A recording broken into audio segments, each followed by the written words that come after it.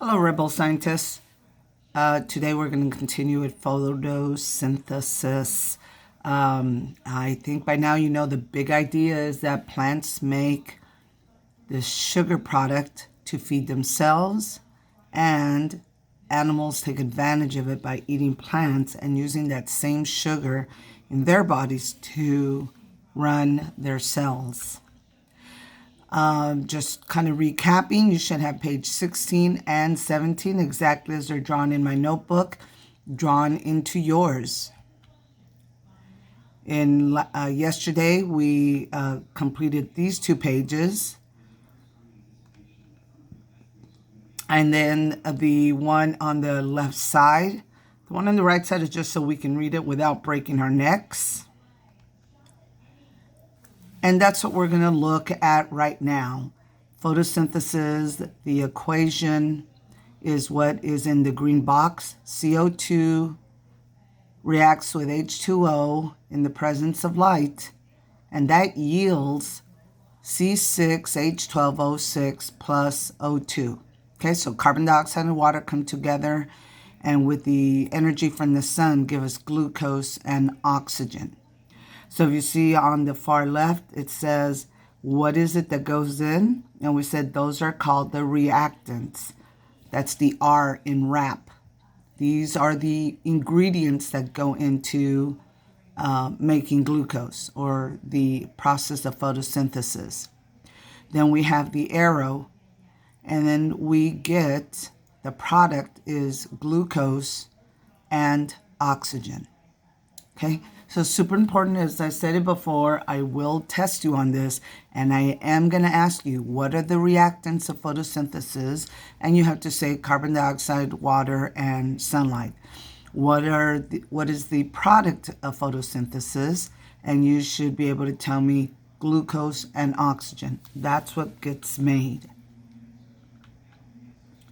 So I kind of wanted to show you pictorially here, or using an image, of what this looks like in nature.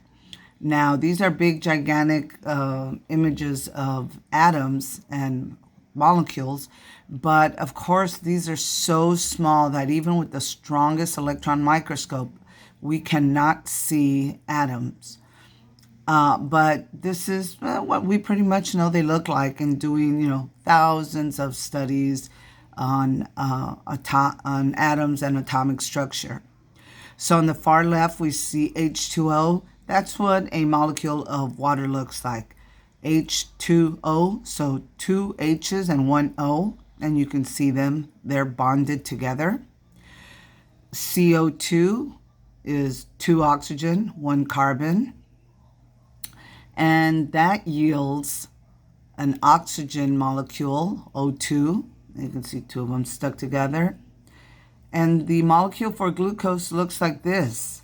And it is, again, 6 carbons. And if you count the black dots with the C's, those are your carbons. If you count the H's, it says there should be 12. And sure enough, there's 12. And there's 2 oxygen molecules. Now, what I want to make sure you understand is this molecule, you're saying, hey, there's a lot more oxygens than just 2. So when you learn chemistry next year, you're going to learn that I can put a number in front of C6H12O2, something like 6 C6H12O2. And that means that there's just a lot of these molecules all stuck together. But the basic molecule for glucose is C6H12O2. So what this should tell you is that you can't just take one water molecule, one carbon dioxide molecule, and make this giant structure that results. And this isn't an exact number, but it would look more like this. You'd have a gob of carbon dioxide molecules and a ton of water molecules to equal just one molecule of sugar. And I mentioned this because it should tell you that you need a lot more reactants to make this one product, to make this one molecule of glucose. And oxygen, that's a lot easier to make. It's just two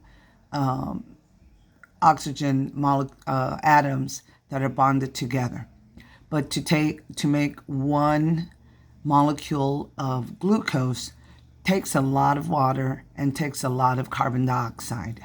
So the plant is continuously trying to pull water up from its roots. It's continuously having its stomata open so carbon dioxide can travel inside of it. So I wanted us to look at, well, so what? Why are we making this? And I think in general, you figure it out. It's food for the plant. So it says, what happens to the glucose and oxygen that is produced by the plant? So what is the plant doing with that? So if we take a look over here on our tomato plant, we see that the tomato itself, oops, sorry, I have a touch screen and it's really sensitive. The tomato itself is one place where sugar is stored. The leaves are also another site where this plant can choose to store sugars, or what we call glucose, carbohydrates, any of those. The stems are even, oh Lord, the stems are also a place where the plant may store the sugar for when it needs it. And one of the times plants need it is at night. There's not active photosynthesis going on at night. Once you cut out any one of the three ingredients that you need, the water, the carbon dioxide, or the sunlight, the plant can't photosynthesize. So at night, this plant is not photosynthesizing. So what does it do? Because, it's 24/7, 365, these plants are growing and changing. Well, that's when the plant is going to say, hey, we need a little bit of energy. Get it off the leaf, get it off the stem, maybe grab some from that tomato we're growing and use it to power the cells at night when the sun goes down. You'll see that there are also some plants, and these are not potatoes, although potatoes are very similar to this, but many plants in their roots will have these nodules that grow in there where they can also store their sugar, okay? And it says here, starch, sugar storage organ. And that's exactly what potatoes are, but I don't want you to think that the tomato plant is growing potatoes. But potatoes are when you eat a potato, you're eating the sugar that plant had been storing up for when it needed it, okay? But of course, we learned that the fries taste delicious, or a baked potato, and we eat their sugar, okay? So the plant is going to be doing saving the sugar in these various places until it needs it. And as I said, it needs it almost every night because the sun goes down. The plants do not sleep like we do, okay? So it says, what happens to the glucose and oxygen that is produced by the plant? So there's a couple of things that the plants do. They're going to use some of it to make repairs. Remember, one of the 7 life processes we said that living things do is that they repair themselves. And so you mow the lawn and you cut off the top of the blades of grass for that organism. Well, it needs to grow more blades of grass because it needs to put it out there to photosynthesize. Or you were, let's say, mowing the lawn and that weed eater got a little too close to the trunk of a tree. It may rip off some of that trunk. It needs to repair it because just like you having an open cut, and that's an invitation to bacteria, the same can happen for plants. Some of that glucose that's made is going to be used right away. The plant on a daily basis is, growing more leaves, more roots. So no sooner did it get made in the chloroplast that it's going to be taken to a mitochondria to get busted up and used as energy. So some of it is stored, but some of it is used immediately. So it says if it's used immediately, the sugar is turned into different types of how should I call these? It says amino acid and nutrients. I'll go with nutrients. It turns it into these nutrients that the plant needs immediately to repair itself, to grow some more, or whatever. Glucose is used, it says, to make cellulose. It's the structural material. That's what makes the cell walls. That's what makes, the bark of a tree, or that gives the plant, like the tomato, a woody stem that helps make it stand up. So you're making cell walls to make your plant cells and the plant stronger. It says some of this glucose is going to be stored in the leaves, the seeds, the roots, the tubers, and the potatoes is what we would call a tuber. So some of that is stored, and we do the same to our bodies, right? If you eat something and you're actively exercising, you're going to burn it up to feed those cells. What you don't burn up, you store it, and we call it fat.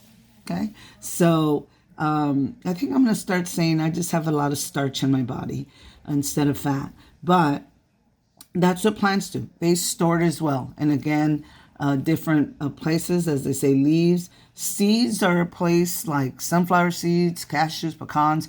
That's a place that and it's not just nuts, but even the seeds of the tomatoes or whatever, they're for reproduction, but they're also used for storage of the glucose, so when it needs it later. So some of that glucose can be stored as sucrose, which is a type of, you see that OSE, like glucose, oh Lord, glucose. You also have sucrose, fructose, different types of sugars. So some of this glucose may be converted into this type of sugar and stored in fruit. And the fruit and vegetables, many of them are meant to be food for the seeds. So if this tomato plant never got picked by a human, it would eventually break off and fall to the ground, and that fruit or the flesh of the fruit or vegetable surrounding the seeds is what becomes food for the seed once it turns away from the plant.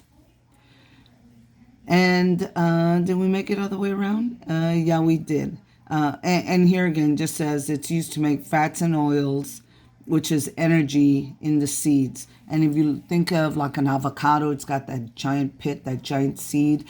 A lot of the oil you can buy now, like avocado oil to cook with and such, they get it from squeezing it out of the seeds. But that's just another place that the plant may store it.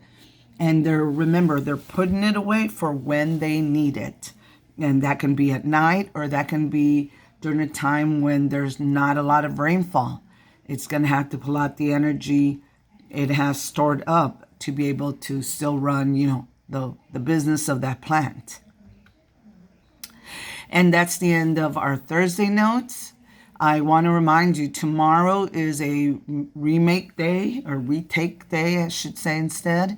If you are missing if you're missing either of the labs or the common assessment, this is your chance to make that up. And on Monday, we're going to wrap things up by talking about, so we have the glucose, what do we do with it now? And we saw some of what the plants do, but we're going to get down inside of the mitochondria and see exactly what happens to those molecules I showed to you earlier. Alrighty, guys, have a wonderful day.